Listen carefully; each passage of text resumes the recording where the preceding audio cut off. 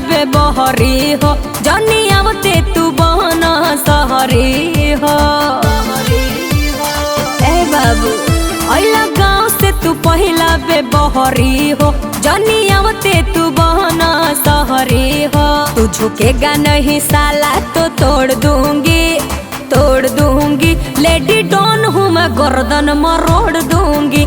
तू झुकेगा नहीं साला तो तोड़ दूंगी। लेडी डॉन हूँ मैं, गर्दन मरोड़ दूंगी। अरे क्या समझा?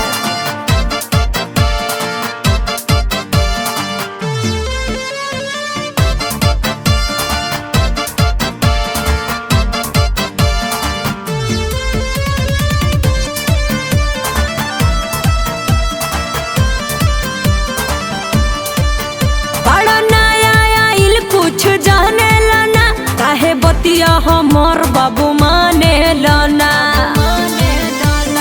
ए बड़ा नया आइल कुछ जाने लाना काहे बतिया हमार बाबू माने लाना। लेके घूमोगे बैंडेज माथा फोड़ दूंगी, हाँ फोड़ दूंगी। लेडी डॉन हूँ मैं, गर्दन मरोड़ दूंगी। तो झुकेगा नहीं साला तो तोड़ दूंगी, हाँ तोड़ दूंगी। लेडी डॉन हूँ मैं, गर्दन मरोड़ दूंगी।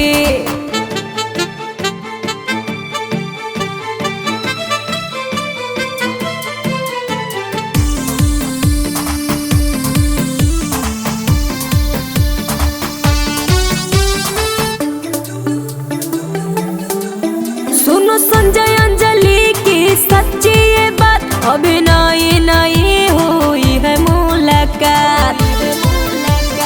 ए हीरो सुनो संजय अंजलि की सच्ची ये बात, अभी नई नई हुई है मुलाकात। तू न समझो कि छूने पे छोड़ दूंगी, छोड़ दूंगी। लेडी डॉन हूँ मैं, गर्दन मरोड़ दूंगी।